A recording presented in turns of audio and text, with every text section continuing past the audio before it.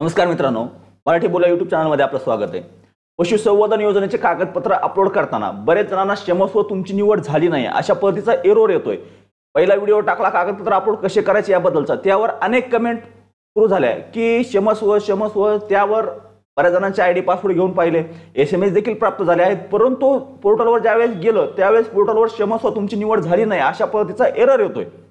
या एरर बद्दल अधिक माहिती घेण्यासाठी आपण त्यांचे जे हेल्पलाईन नंबर आहे त्या हेल्पलाईन नंबरला संपर्क केला आणि त्यांच्याशी याबद्दल आपलं बोलणं झालं।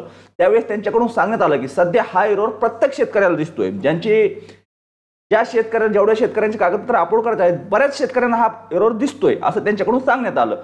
तर काही वेळानंतर परत प्रयत्न करा, ह्या प्रॉब्लेमवर सध्या काम करण्यास सुरू आहे। जी टेक्निकल टीम आहे ती टीम सध्या यावर काम करत आहे। थोड्या वेळानंतर परत रिफ्रेश करा किंवा परत ट्राय करून पहा, थोड्या वेळानंतर चालू होईल।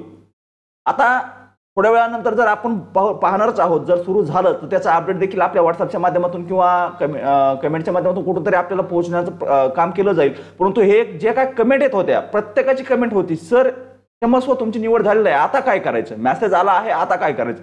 तर हा एरर टेक्निकल आहे, हा लवकरात लवकर त्यांच्याकडून टेक्निकल टीमकडून सॉल्व्ह केला जाईल आणि तो सॉल्व्ह झाल्यानंतर तुम्ही तुमचे कागदपत्र अपलोड करू शकणार आहात। त्यावरती काम सुरू आहे, त्यामुळे एवढी चिंता करण्याची आवश्यकता नाही किंवा एवढं पॅनिक होण्याची काही गरज नाही। लवकरात लवकर त्यावर टेक्निकल टीमकडून सोल्युशन काढलं जाईल आणि हे सोल्युशन आल्यानंतर तुम्ही जे कागदपत्र आहेत ती अपलोड करू शकणार आहात।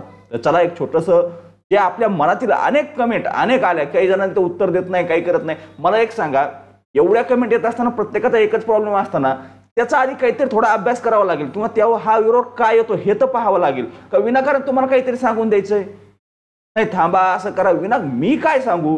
ज्यावेळेस मी ट्राय करतो पोर्टलवर त्यावेळेस मलाच माझ्या समोर दिसतंय, तेच मी तुम्हाला सांगण्याचा प्रयत्न करतो ना, वेगळं काय सांगणार आहे। बरं, विनाकारण काहीतरी सांगायचं असं तर सांगितलंही असतं, पण त्याचा अपडेट घेतल्याशिवाय किंवा खात्रीशीर काहीतरी माहिती मिळाल्याशिवाय तुम्हाला कसं अपडेट देता येईल किंवा काय सांगता येईल।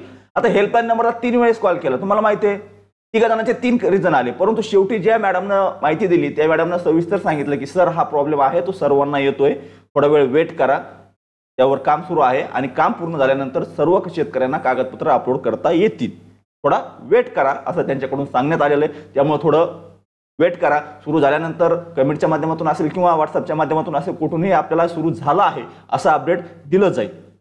चला, माहिती महत्त्वाची वाटली असेल, आवडली असेल तर काय करायचंय, व्हिडिओला लाईक करायचंय, चॅनलवर पहिल्यांदा आलेला असाल चॅनलला आधीच सबस्क्राईब केलेलं असेल तुम्ही, कारण तुम्ही मागच्या पशुसंवर्धन योजनेचे जेवढे काय व्ह्युअर्स आहेत त्या सर्वांनीच ऑलरेडी सपोर्ट केलेला आहे, लाईकही केलेला आहे, सबस्क्राईबही केलेला आहे। तरी सुद्धा ही एक छोटीशी आणि महत्त्वाची अपडेट आपल्यासाठी होती। एवढं पॅनिक होऊ नका, लवकरच यावर सोल्युशन येईल आणि सोल्युशन आल्यानंतर आपले कागदपत्र आपण अपलोड करू शकणार आहात। चला, आजच्या व्हिडिओमध्ये एवढीच माहिती, भेटूया नेक्स्ट व्हिडिओमध्ये नेक्स्ट पॉईंट सोबत।